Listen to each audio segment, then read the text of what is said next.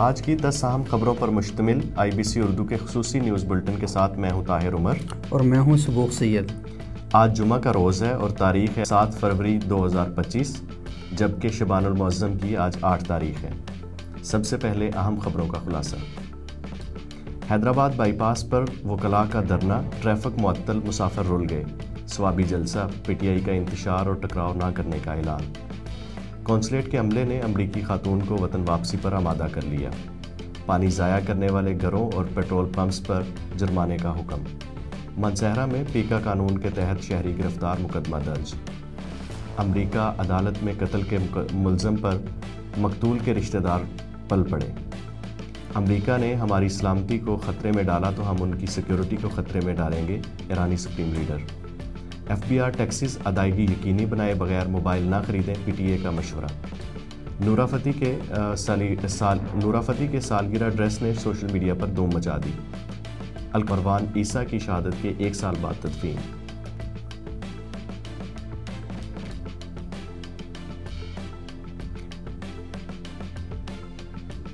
حیدرآباد وکیل پر مقدمے کے اندراج کے خلاف حیدرآباد بائی پاس پر وکلاء کا دھرنا 24 گھنٹوں سے جاری ہے، جس سے ٹریفک کی روانی شدید متاثر ہے۔ حیدرآباد میں پولیس کی جانب سے وکیل کے خلاف مقدمہ کرنے پر وکلاء نے احتجاج کرتے ہوئے قومی شاہراہ حیدرآباد بائی پاس پر دھرنا دے رکھا ہے، جس سے ٹریفک روانی متاثر ہے اور مسافروں کو شدید مشکلات کا سامنا ہے۔ 24 گھنٹوں سے جاری دھرنے کے باعث کراچی سے ملک کے دیگر حصوں کو جانے والی قومی شاہراہ پر ٹریفک معطل اور گاڑیوں کی طویل قطاریں لگ گئی ہیں۔ اچھا، یہ طاہر صاحب دیکھنا، یہ کیسی عجیب و غریب صورتحال ہے کہ آپ احتجاج کرتے ہیں اور ٹریفک بند کر دیتے ہیں، لوگوں کی املاک کو نقصان پہنچاتے ہیں، لوگوں کے لیے مسائل پیدا کر دیتے ہیں۔ پاکستان میں تقریباً 8 مہینے مذہبی ہیں، ان میں سڑکیں ویسے بند رہتی ہیں، کبھی کس کی شہادت کا جلوس ہے، کبھی کس کی ولادت کا جلوس ہے، کبھی حکمران گزر رہے ہیں تو ٹریفک آپ نے روک دی ہے، آرمی چیف صاحب گزر رہے ہیں تو راستے بند ہیں، وزیر اعظم صاحب گزر رہے ہیں تو راستے بند ہیں، کسی کی شادی ہو رہی ہے تو راستے بند ہیں۔ اس قوم کو راستے بند کرنے کے علاوہ کوئی اور کام بھی نہیں آتا۔ یہ جو وکلاء ہیں، آپ نے پاکستان میں کھلی ایک بدماشی شروع کر دی ہے۔ ایک عرصے سے اب وکیل کے خلاف مقدمہ درج ہوا ہے تو آپ کورٹ میں جائیں، آپ کا تو کام ہی کورٹ کا ہے، یعنی آپ وکیل جو ہے وہ اللیگل کام کر رہا ہے۔ کبھی وکیل کیا کہتے ہیں، الیکشن جیتتے ہیں تو برسٹ مارنے شروع کر دیتے ہیں اور ایسے ایسے کام کر رہے ہیں پاکستان میں۔ لگتا ہے کہ جس طبقے کو پاکستان کا سب سے باشعور طبقہ کہا جاتا ہے نا، وہ پاکستان کا سب سے فضول طبقہ جو ہے وہ اس طرح ثابت ہونا شروع ہو جاتا ہے۔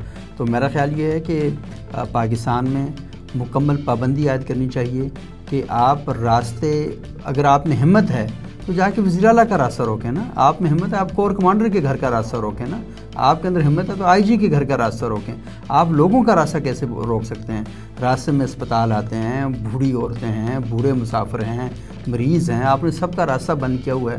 تو اس کا مطلب یہ ہے نا کہ آپ اپنے حقوق کے لیے نہیں، دوسرے کے حقوق کو تباہ کرنے کے لیے مظاہرہ کر رہے ہیں۔ تو پاکستانی عوام کو کھڑے ہو جانا چاہیے، ورنہ ساری زندگی اسی ذلت اور خواری میں کٹے گی آپ کی۔ لوگ گھروں میں انتظار کر رہے ہیں، لوگ کیا کہتے ہیں، ان کی فلائٹس ہیں، فلائٹس ان کی خراب ہو گئی ہیں، کروڑوں کھربوں روپوں کا نقصان ہو جاتا ہے جب آپ ایک دن یہ بند کر دیتے ہیں۔ تو یہ بہت ہی عجیب و غریب صورتحال ہے، لیکن میں بتاؤں کہ حکمران اس صورتحال کا بھرپور مزہ اٹھا رہے ہیں۔ وہ یہ کہتے ہیں چلو ٹھیک ہے، عوام رول رہی ہے، اخبار ہو رہی ہے، کوئی ایشو والی بات نہیں ہے۔ وہ کہیں گے دیکھیں جی ان وکیلوں نے یہ والا کام کیا، وہ وکیل لوگوں کو گالیاں دیں گے، لوگ وکیلوں کو گالیاں دیں گے، اور جو اصل ہے پیچھے محرک اس کے بارے میں کوئی بات ہی نہیں کرے گا۔ آج کے بلٹن میں دوسری ہمارے پاس خبر ہے۔ تحریک انصاف نے 8 فروری کے الیکشن کو 1 سال مکمل ہونے پر انتشار اور ٹکراؤ نہ کرنے کا اعلان کر دیا۔ تحریک انصاف کے جنرل سیکرٹری سلمان اکرم راجہ نے کہا ہے کہ کل ثوابی میں جلسہ ہوگا، جس کی تحصیل اور UC کی سطح پر احتجاج کیا جائے گا، جبکہ تحصیل اور UC کی سطح پر احتجاج کیا جائے گا۔ کل انتشار اور ٹکراؤ کا ارادہ نہیں ہے۔ اچھا، یہ دیکھیں بڑا امپورٹنٹ میسج ہے کہ تحریک انصاف 8 فروری کو کہتی ہے کہ یہ جو انتخابات ہیں یہ سارے دھاندلی زدہ تھے، تو اس موقع پر تحریک انصاف کی طرف سے یہ بیان آیا ہے کہ انتشار نہیں ہوگا، ٹکراؤ نہیں ہوگا، تحصیل اور UC کی سطح پر یعنی یونین کونسل کی سطح پر احتجاج کیا جائے گا۔ تو اس کا مطلب ہے کہ تحریک انصاف سیکھتی جا رہی ہے۔ اس سے پتہ چل گیا ہے کہ 9 مئی اور 26 نومبر کے جو واقعات ہیں وہ کارکنوں کے لیے بھی ٹھیک نہیں ہیں، اور ان کے لیے بھی ٹھیک نہیں ہے. تو میں تو اس کو ویلکم کرتا ہوں اور اپریشیٹ کرتا ہوں, اور انہیں بھی چاہیے کہ راستے بند نہیں کرنے چاہیے, لوگوں کی املاک کو نقصان نہ پہنچائیں اور پرامن طریقے سے اپنا احتجاج ریکارڈ کروائیں. اور کیونکہ ان کے پاس صوبائی اسمبلیوں میں ممبران ہیں, قومی اسمبلی میں ممبران ہیں, اور قومی اسمبلی اور صوبائی اسمبلی میں دھرنا دے کے بیٹھ جائیں, انہوں نے کہا اسمبلی کو ہم بند نہیں ہونے دیں, وہاں احتجاج کریں نا. وہ وزیر اعظم سے مل سکتے ہیں, میں اور آپ تو نہیں مل سکتے وزیر اعظم سے نا, وہ آرمی چیف سے مل سکتے ہیں, چیف جسٹس سے مل سکتے ہیں. وہاں جائیں, ان فورمز پر جا کر احتجاج کریں. لوگوں کے لیے پرابلم پیدا کرنا کون سا احتجاج ہے, اور لوگوں کے بچوں کو مروانا کون سا احتجاج ہے. تو تحریک انصاف کا احتجاج ٹھیک ہے یا نہیں, یہ الگ ایک بحث ہے, لیکن تحریک انصاف کا احتجاج کا یہ جو طریقہ اڈاپٹ کر رہے ہیں کہ انتشار اور ٹکراؤ کا ارادہ نہیں ہے, تو اس پر پوری قوم کو, تحریک انصاف کو مبارکباد دینی چاہیے.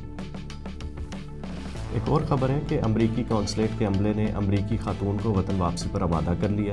سوشل میڈیا پر پاکستانی نوجوان سے مبینہ محبت کی کہانی کے پس منظر میں کراچی آئی امریکی خاتون سے جناح ہسپتال میں امریکی کونسلیٹ کے عملے نے ملاقات کی. ذرائع نے تصدیق کی ہے کہ جناح ہسپتال کے اسپیشل وارڈ میں زیر علاج امریکی خاتون اونیجا اینڈریو رابنسن کو وطن واپسی کے لیے آمادہ کر لیا گیا ہے, اور امریکی کونسل خانے کی طرف سے خاتون کی ریٹرن ٹکٹ کا بندوبست کیا جا رہا ہے. اچھا, یہ بڑی انٹرسٹنگ خبر ہے. وہ کہتے ہیں محبت تیرے انجام پہ رونا آیا. تو مسئلہ یہ ہے کہ وہ مطلب اس نے تصویر نوجوان کو کچھ اور دکھائی اور نکلی کچھ اور نا. تو مسئلہ یہ ہے کہ وہ کیا کہتے ہیں, سوال چلنا جواب جو ہیں تو سوال گندم جواب چلنا, وہ سین ہو گیا. تو بہرحال خیر, وہ امریکی جو خاتون ہے, اس کے بیٹے نے بھی کہا ہے کہ اس کی ذہنی حالت ٹھیک نہیں ہے, ڈسٹرب ہے بہت زیادہ. تو اس لیے بس ٹھیک ہے, پاکستانی میڈیا کو انٹرٹینمنٹ چاہیے تھی کچھ دنوں کے لیے, تو وہ کام ہو گیا, تو اب اس کو واپس بھجوا دینا چاہیے. لیکن یہ خبر بڑی امپورٹنٹ ہے کہ لاہور ہائی کورٹ نے گاڑیاں دھو کر پانی ضائع کرنے والے گھروں اور پیٹرول پمپس کو جرمانے کا حکم دے دیا. جسٹس شاہد کریم نے حکم دیا ہے کہ جو گھر پر گاڑیاں دھو کر پانی ضائع کرے ان کو 10,000 روپے جرمانہ کریں, جبکہ خلاف ورزی پر پیٹرول پمپس کو 1 لاکھ روپے جرمانہ کریں. جسٹس شاہد کریم کا کہنا تھا کہ پانی کو محفوظ بنانے کے لیے باقاعدہ رولز بنانے کی ضرورت ہے. گھروں میں گاڑیاں دھونے کا کام ختم کرا لیں تو آپ بہت سا پانی بچا سکتے ہیں. مہم چلانی چاہیے کہ گھروں میں گاڑیاں دھونا سختی سے منع ہے.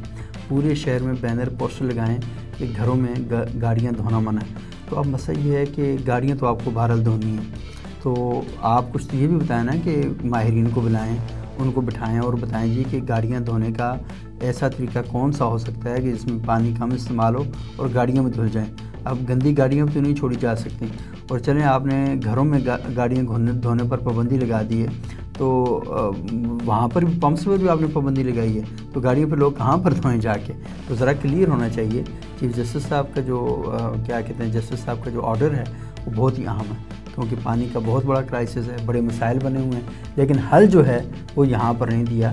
تو بجائے اس کے کہ صرف کیا کہتے ہیں جرمانے اور ڈنڈے کے, لوگوں میں پبلک اویئرنیس بھی کریٹ کرنی چاہیے. تو اب یہ پابندی ہے, وجہ بھی بتائیں نا, ساتھ لکھیں کہ ان وجوہات کی بنیاد پر پانی کم ہو رہا ہے جس کے پرابلم پیدا ہو رہے ہیں, تو اس لیے پابندی ہے. اور دوسرا, گاڑیاں دھونے کا جو اچھا اور آسان سا حل جو ہے وہ کیا ہو سکتا ہے. تو ایکسپرٹس کو بلائیں. یہ یونیورسٹیوں میں اتنے بڑے بڑے لوگ آپ نے بٹھائے, ان کا علاج کیا ہے, تو ان کو کہیں نا کوئی ریسرچ کریں, ریسرچ کر کے کوئی چیز لے کر آئیں سامنے. خیبر پختونخوا کے ضلع منسہرہ میں the prevention of electronic crimes PECA یعنی ترمیمی ایکٹ کے تحت مقدمہ درج کر کے جماعت اسلامی کے مقامی رہنما کو گرفتار کر دیا. مقدمہ پولیس کے مدعیت تھانہ سٹی میں درج کیا گیا, جس میں کہا گیا ہے کہ شبیر احمد خان نے 2 روز قبل یوم یکجہتی کشمیر کے موقع پر اپنے خطاب میں حکومت اور اداروں کے خلاف نازیبا الفاظ استعمال کیے تھے. ملزم نے بذریعہ لاؤڈ اسپیکر اپنی تقریر میں لوگوں کو اکسایا, حکومت وقت, ریاستی اداروں اور اہلکاروں کے خلاف تقریر کی اور بدنام کروایا.